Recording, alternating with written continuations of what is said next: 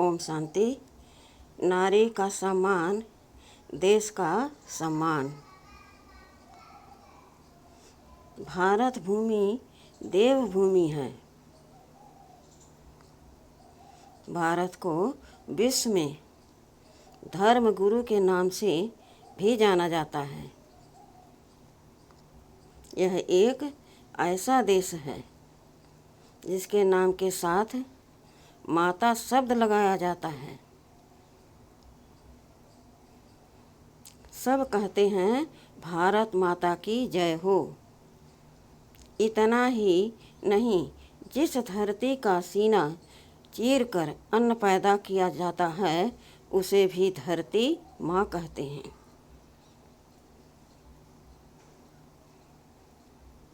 स्वर्णिम काल में नारी के प्रति सम्मान की पराकाष्ठा। देश के स्वर्णिम काल का जब अध्ययन करते हैं तो नारी के प्रति सम्मान की पराकाष्ठा देखने को मिलती है। जहाँ नारी का नाम पुरुष के नाम से पहले लिया जाता है, जैसे श्री लक्ष्मी, श्री नारायण, श्री सीता, श्री राम, श्री राधे, श्री कृष्ण आदि नारी के देवी स्वरूप का गायन, पूजन, वंदन भी सबसे ज़्यादा भारत में देखने को मिलता है।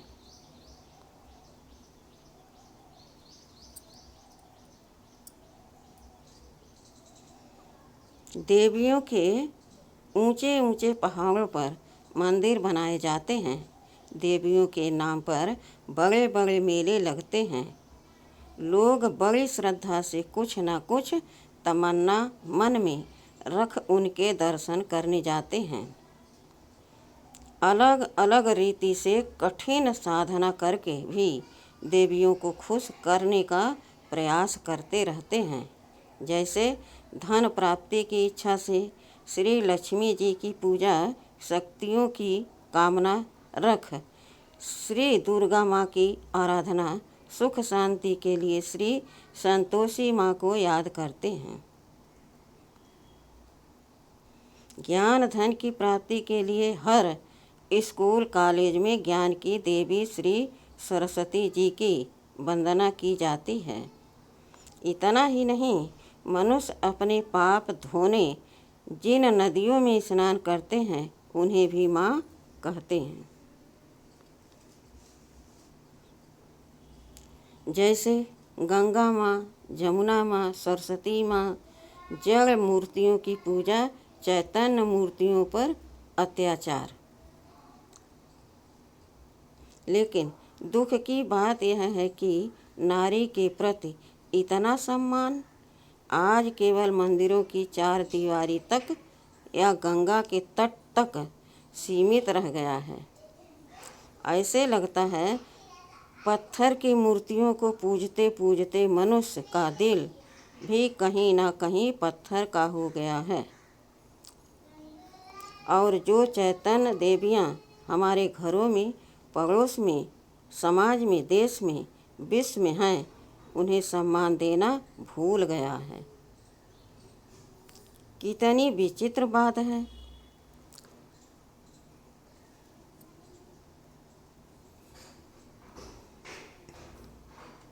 कितनी विचित्र बात है।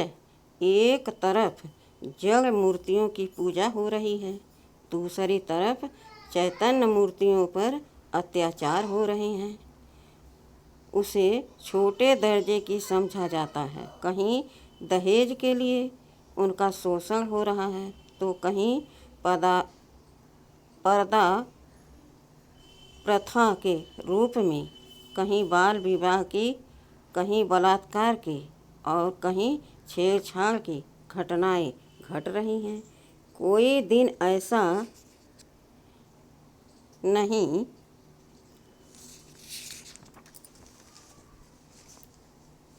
जाता जब टीवी या अखबारों द्वारा ऐसे समाचार न सुनने को मिले। सती होना स्त्री धर्म नहीं है। इसका मुख्य कारण यह है कि मनुष्य जब अपनी दैवी सभ्यता को भूलता है तो सबसे पहले स्त्री पुरुष के नाम पर भेदभाव शुरू होता है। पुरुष प्रधानता के कारण नारी को दबाया जाता है। भारतीय स्त्रियों ने उनको कुप्रथाओं को सहन किया है, जैसे सती प्रथा, जिसमें जिंदा स्त्री को पति की मृत्यु पर उसकी चिता पर बैठा दिया जाता था और इसे एक पतिव्रता नारी का धर्म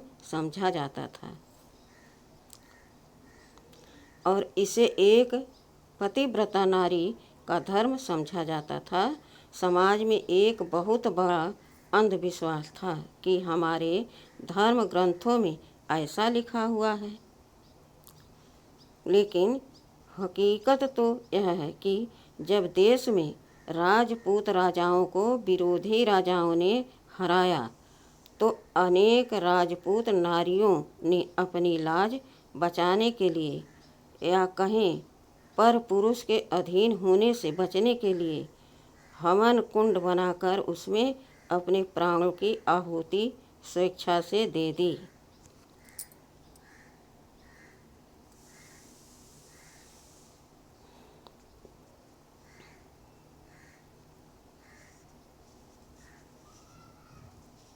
विडंबना यह रही कि समय के साथ लोगों ने इसे अपना धर्म समझ लिया। शास्त्रों का जब गहराई से अध्ययन किया जाता है तो हम पाते हैं कि किसी भी शास्त्र में सती होना स्त्री धर्म मान्य नहीं है। परिवर्तन समाज का नियम है।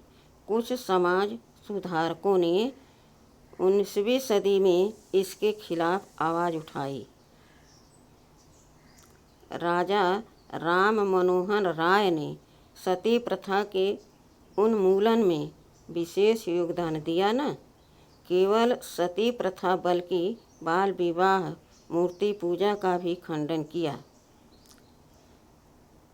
इसलिए उन्हें नए समाज के निर्माता के रूप में आज भी याद किया जाता है।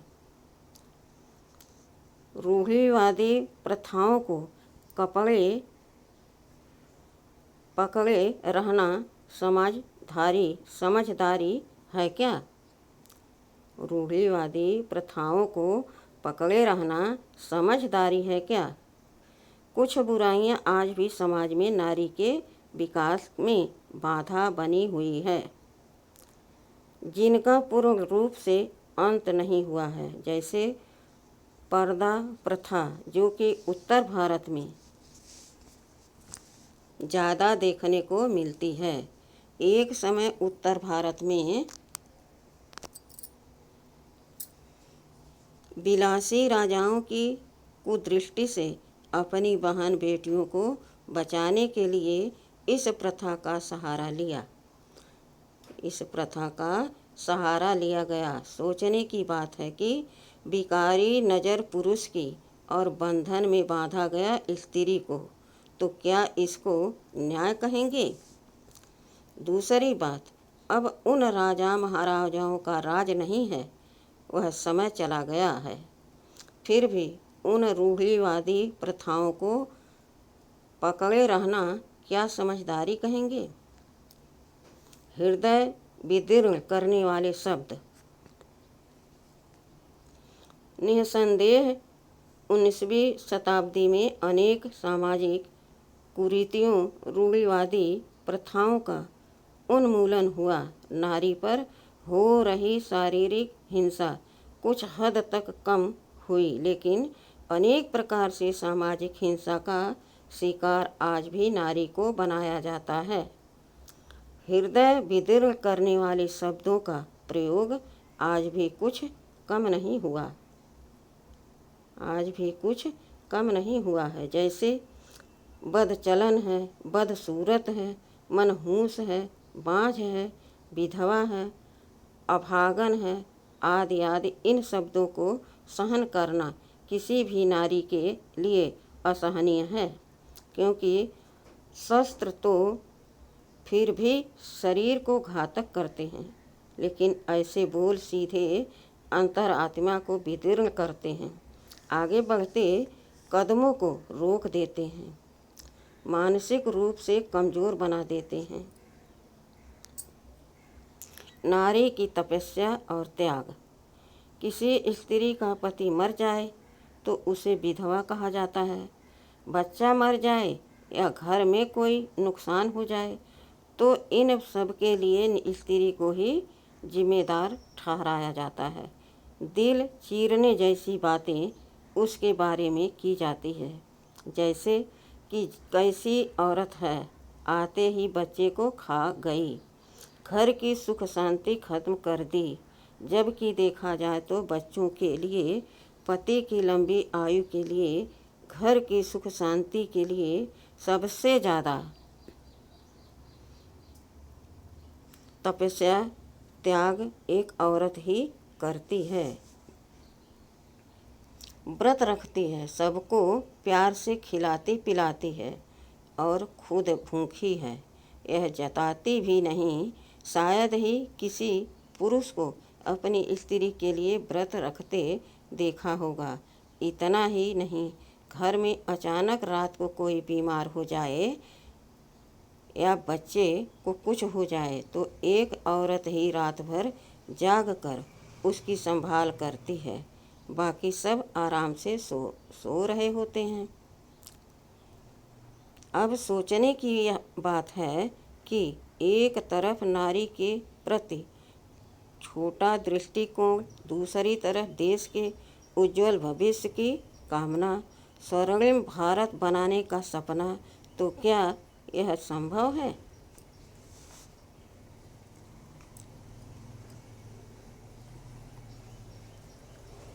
देश में गर बेटियां बेबस और लाचार हैं, दिल पर रख कर हाथ कहिए, देश क्या खुशहाल है?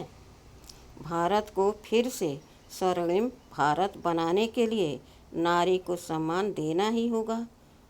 20वीं सदी में सरकार की तरफ से, समाज की तरफ से नारी को बहुत अधिकार मिले हैं। अब 21वीं सदी की मांग है सम्मान एवं मर्यादा की। प्रजापिता ब्रह्मा कुमारी ईश्वरी विश्वविद्यालय ने नारी के सम्मान की एक मिसाल कायम की है।